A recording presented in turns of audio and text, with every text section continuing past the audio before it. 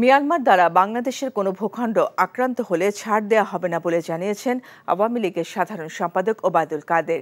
ধানমন্ডিতে সংবাদ সম্মেলনে সেন্ট মার্টিন সংলগ্ন সমুদ্র সীমায় মিয়ানমারের জাহাজ অবস্থান প্রসঙ্গে তিনি একথা জানান। এ সময় বিএনপির আন্দোলনের বিষয়ে তিনি বলেন, সরকারের পতন হবে বলে দিবা স্বপ্ন দেখছে দলটি। হাসানুল শাওনের রিপোর্ট।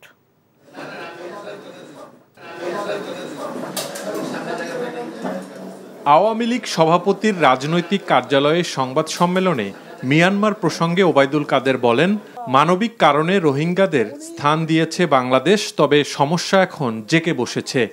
তবে আলোচনার মাধ্যমে সমস্যাগুলো সমাধানের চেষ্টা চলছে বলেও জানান তিনি। তাদের সাথে আমাদের কোনো বৈরিতা নেই, আলাপ আলোচনা দরজা এখনো খোলা আছে। আমাদের কোনো প্রভোকেশন যেন যুদ্ধের কারণ সৃষ্টি না। আমরা তো আক্রান্ত হলে সে আক্রমণের জবাব তো আমরা দেব। আমরা আমাদেরকে এত খাটো করে দেখি কেন? আমরাও প্রস্তুত।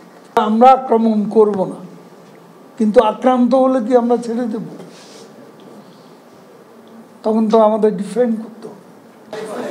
বিএনপি প্রসঙ্গে ওবায়দুল কাদের বলেন, সরকার পতনে গণ অভ্যুত্থান তো দূরের কথা, নিজেদের নেতাকর্মীদেরই এখন আন্দোলনে নামাতে পারছে না দলটি।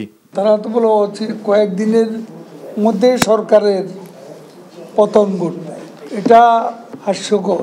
তাদের পার্টির নেতাকর্মীরাই এখন আন্দোলনের মানসিকতায় নেই, আর জনগণ যে আন্দোলনে সম্পৃক্ত থাকবে না, সেটা কোনোদিনও গণ অভ্যুত্থান হতে পারে না।